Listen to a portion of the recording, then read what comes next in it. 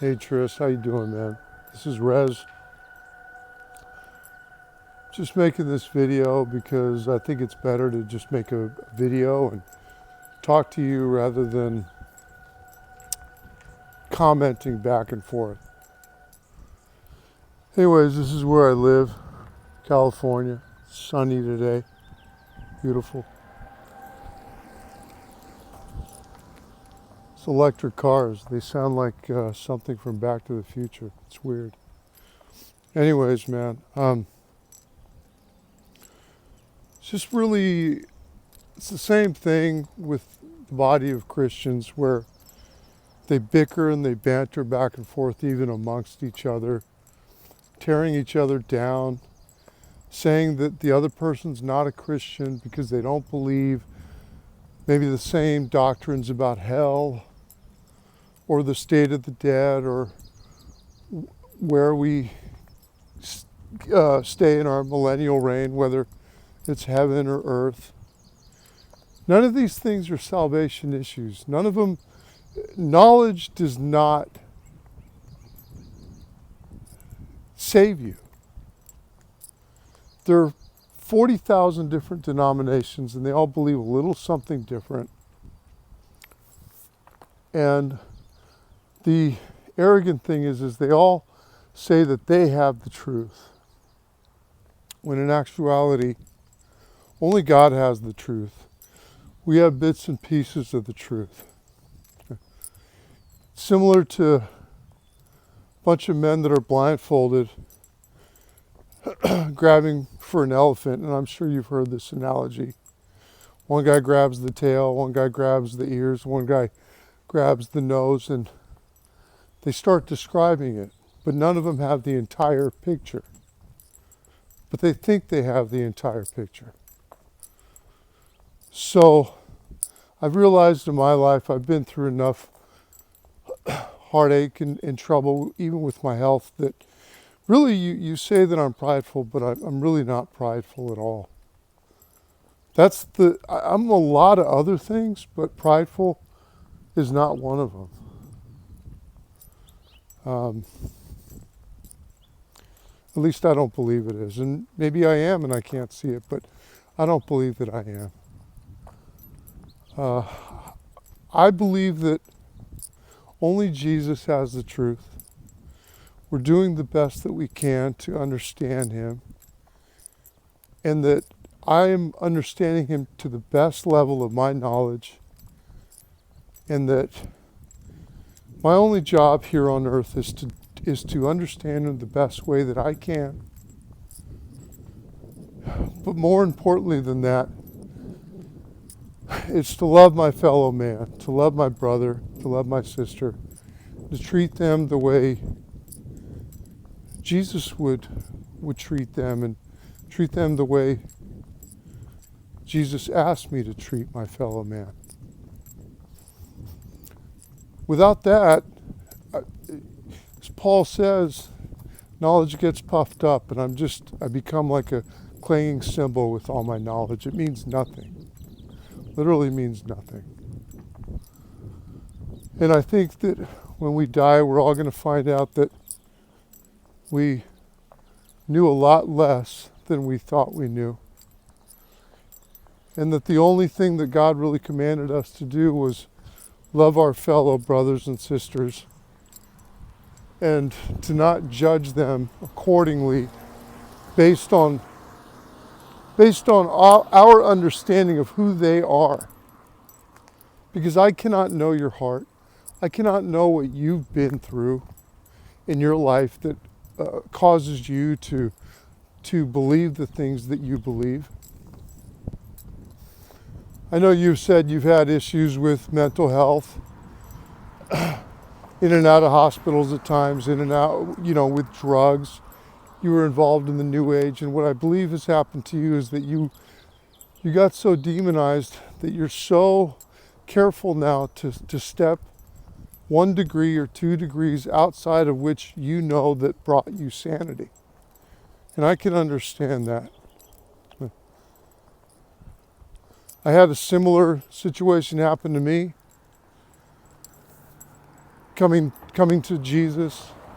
I won't go into my full testimony, but it was 2011 where I basically got on my knees and I begged God if He took away all the issues that I was having in my life, that I would serve Him the best way that I knew how. And of course I brought in a lot of baggage of my own understandings with it, but who doesn't? And I believe that I was born again.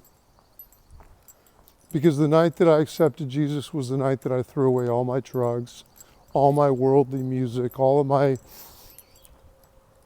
movies that were not glorifying to Him. Just everything. That night I stayed up till about 3 a.m. just throwing things away. And so when you say that I wasn't born again, you know, man, that really actually, that hurts me, man, because I've spent the last over 10 years of my life just waking up every day seeing what the best way that I could serve Him was. And so what if my understanding isn't perfect and your understanding isn't perfect either? It's not about that. Never was about that. It's about loving our fellow man the best way that we know how. Because that's really what you're going to be judged for. And if I'm wrong about hell, well, then I'm wrong about it. I have to accept that I'm not going to be right about everything, and neither are you. Nobody is. So, maybe later I'll get into a full testimony of my born again experience. I don't think you want to hear it. It probably doesn't matter. But keep in mind that I really don't enjoy hurting another human being or convincing another human being that I'm right about something, because it doesn't matter. Everyone believes they're right in their own eyes. And I'm no different. You're no different. The only difference is I know this. I know that we all believe that. But, you know, back to your view of hell. I'll get into this hell topic because I've studied this out. Historically, there have been 3 views of hell according to the Bible. First view being salvation for everybody, universal salvation. This is what the early church actually believed. I'm not too sure about that. I mean, it would be a nice concept if everyone was saved. I certainly wouldn't hold a grudge against anybody, even if they hurt me, for them to want anybody to go to hell. I don't think you would either. The second view has been annihilation, where the wicked are destroyed.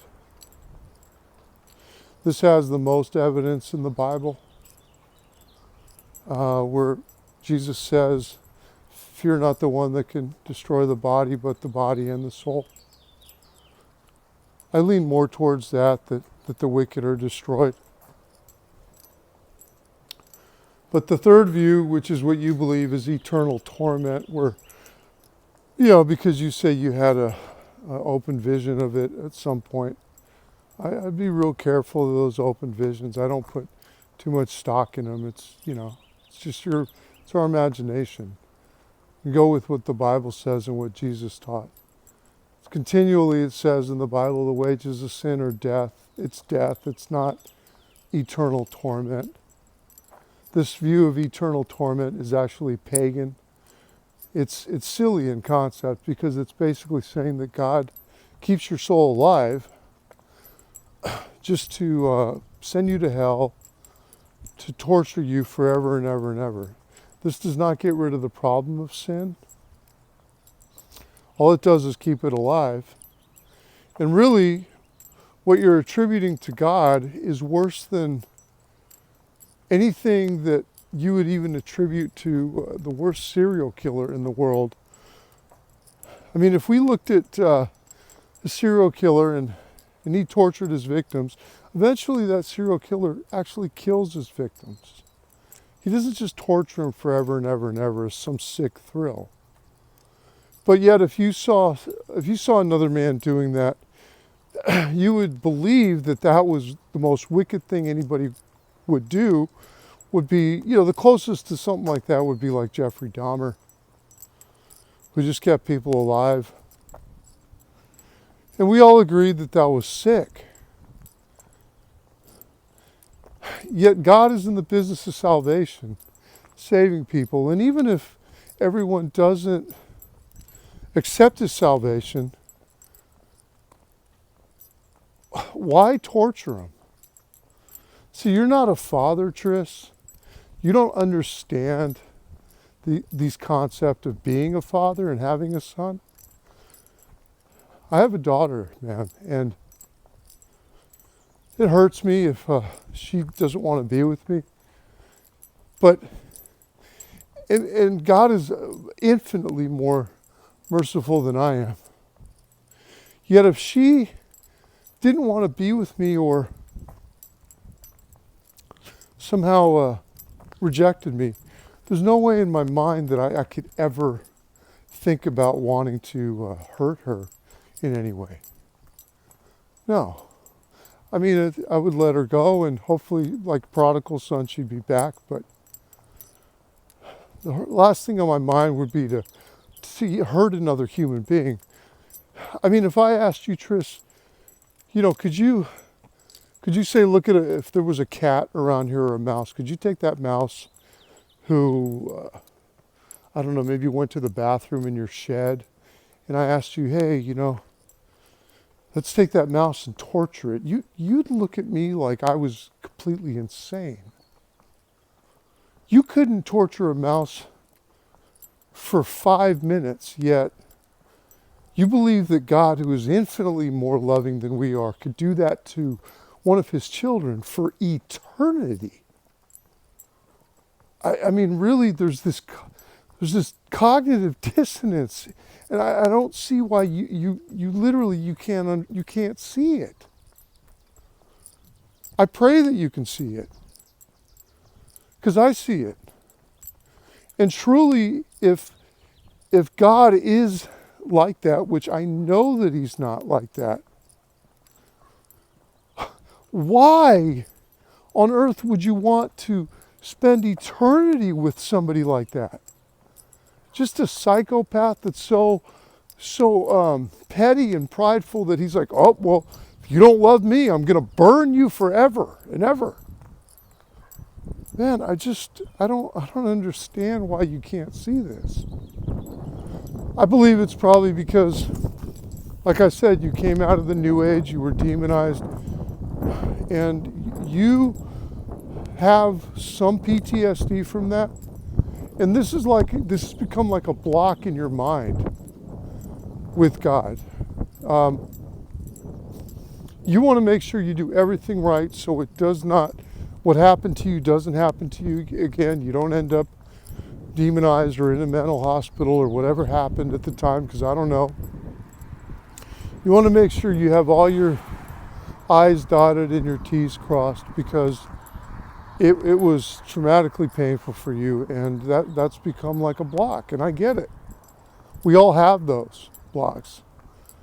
Mine for a long time was trying to understand the grace of God, because I thought he was always mad at me, and really he wasn't. It was because I didn't have a father. I grew up without a father, and so I looked at my Heavenly Father the same way that I look at my earthly father, who was a drug addict, who was never there for me, and just left us when we were young.